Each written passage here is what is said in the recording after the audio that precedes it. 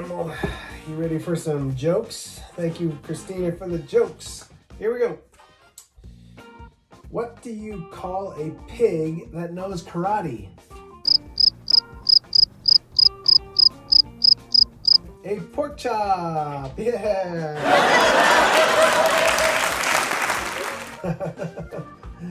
Pork chop anal. You gotta laugh at that stuff. Why did the gum cross the street?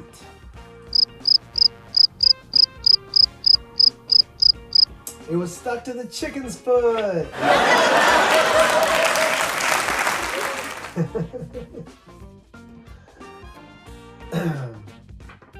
Last one, animal. Where do fish keep their money? In the riverbank. Yeah. Woo! All right, Christina, thank you for those jokes. Now let's get into some headlines, shall we? We shall. The Ring of Fire solar eclipse will look like the Death Star in front of the sun. Kinda. It was actually this morning, and it was only visible in certain parts of the world, not here. Moving right along. Let's see here. Tuesday's internet outage was caused by one customer changing a setting, Fastly says. Yep, last Tuesday there was a huge internet outage on the World Wide Web that affected a great many companies and lots of people. And Fastly is a company, a tech company that supports a piece of the process of managing the World Wide Web. Well, here's my suggestion. Let's not let customers handle any of the settings. Just saying. And our last headline for the day. Jobs are back, but where are the workers? Come on, guys. We've been talking about this. It's in articles constantly. It's on the news. Let's go. Yes, let's go. Let's go to work and let's get that balance going, because sometimes we feel a little bit unbalanced in our life and in our days and what's going on. And gosh, we've been working so hard to figure out how to get a job and go through the process. Now is the time to take control of that. Use all those skills that you've learned and that we've taught you and that we support you and continue to support you with and will support you with. Let's go do it. Let's see what can happen.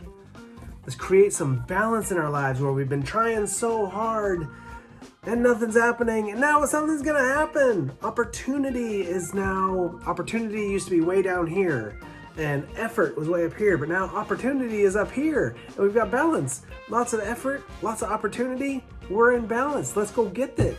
That's what we gotta do. It is Thursday. Yesterday, Ray gave you some jobs. On a platter, man. On a platter. Yeah. So you need to be going out and doing that stuff. Okay, they're out there. Everyone's looking for them. That I even saw one was brought up to me by a friend that said companies are looking to hire 14-year-olds. Okay, that's not legal right now. Well, it depends on the work permit that you get. But hey, companies are like, man, we'll take anybody that is willing to go do the work. So hey, if you're willing to go do the work, now's the time. Now's the time. Got questions, got comments, got concerns, maybe some fears and some hesitation? Start by emailing zweiss at vcdi.org. That's the starting point. If he can't answer your question, he'll ask somebody else. We'll figure it out together. All right? But let's get going. And now is the time to do that. I'm not going to talk about balance anymore today, because I want you guys to go find some jobs, create some different balance in your lives, right? Have some other experiences. If I have all these experiences, I need some other ones to balance out my experience load, right? All right, so now let's just go straight into Ray with some advocacy news.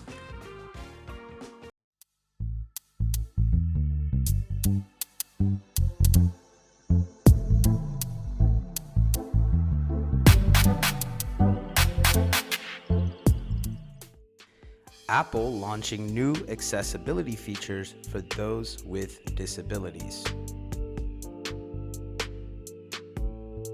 Apple is set to roll out a host of updates to make its devices even more user-friendly for people with disabilities. The technology giant said that software updates coming later this year will include changes, quote, designed for people with mobility, vision, hearing, and cognitive disabilities.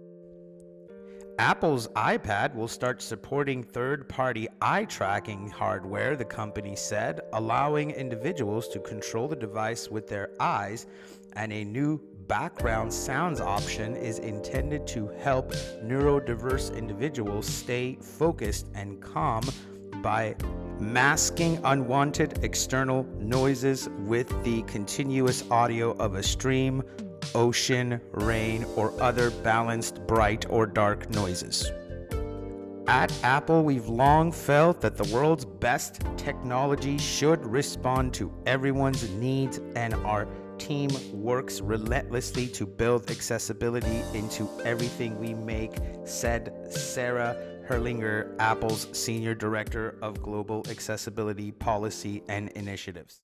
Very good. Always love learning about what's going on in the world of advocacy and whatnot. So we'll move right now into one of those other bits that we always put in here that's very good and interesting. We'll see what today's National Day is.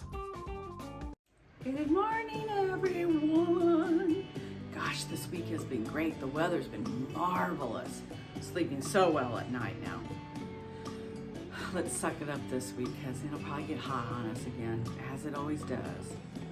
But we're sliding down that slope now on a Thursday to a Friday and then a great weekend.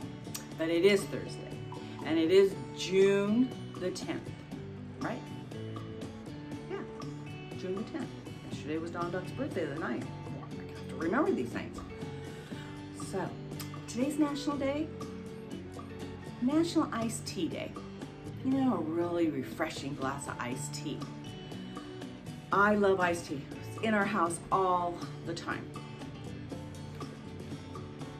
I have a hard time when I go to the South, which is where I was just on vacation. Because, you know, in the South, I think that's where it pretty much came from, the iced tea. You know, everybody brought it over.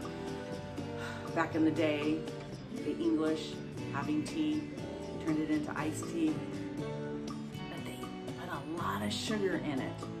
You go to a restaurant and they'll ask you, when you say iced tea, they don't even ask you if you want sugar in it. They say, do you want it sweet or sweeter? And I was like, no sweet. And then they look at you like you're weird. And they used to ask you, they didn't ask me this time, but in previous trips they'll ask me, you're not around from here, are you? And I'd say, no, I'm from California. And they go, okay. So, but I'm sure there are people in the South now that don't necessarily put sugar in their tea. But I love a good glass of tea. I drink tea every day, like I said. And I know a lot of you like tea. I'm just not a sweet drinker. I don't like a lot of extra sugar that you don't need. So just a plain old glass of tea hits the spot. So go out and get some tea today if you don't have any at home. And you always go to McDonald's and it's $1 for a big tea. Get it sweet or unsweet on National Iced Tea Day. Oh yeah, iced tea day. You know, Bobo liked the iced tea because it's so refreshing. It's cool on a summer day. Iced tea, yeah.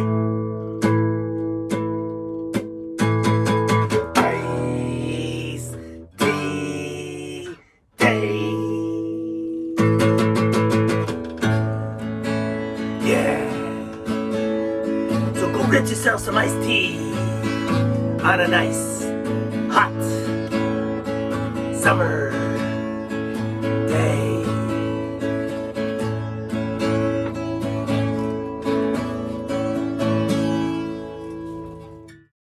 All right, very nice. And now I know it's a lot of people's favorites is the back in the bearded pasta, Zach.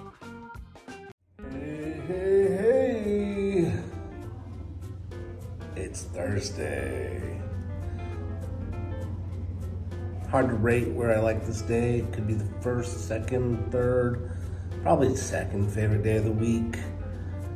First is Friday, third is Saturday, definitely. Okay, that's my day rankings. After that, the rest are all tied for last.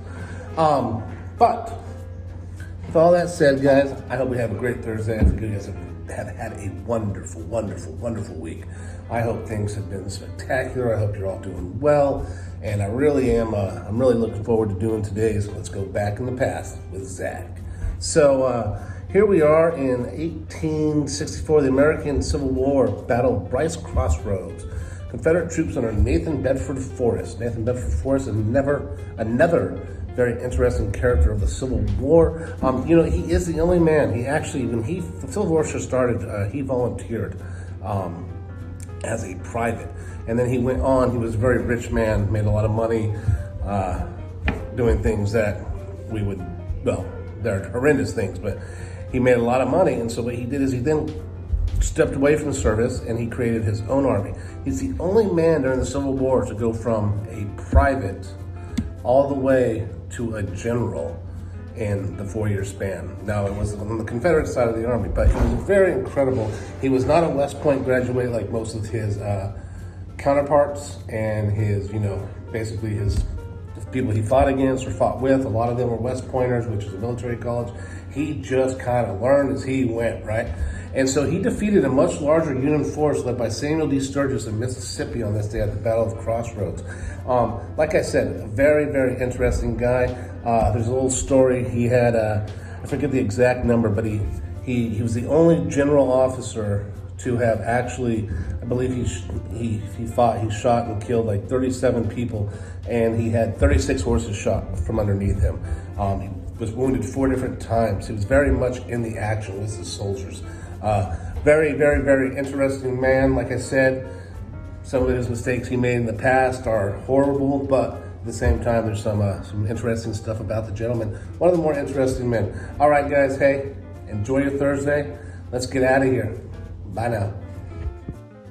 Very good. And there you have it. A whole Thursday's worth of stuff. And now we're going to shorten it up, give you plenty of time to go look for some other jobs.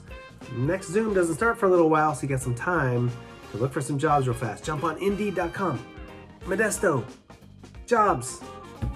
See what you can find. All right, guys, have a great rest of your Thursday. We will see you at 10:30 for exercise, 1 o'clock Facebook Live for nutrition, and zooming away the rest of the time. All right, guys, we'll see you tomorrow on the morning routine. Take care.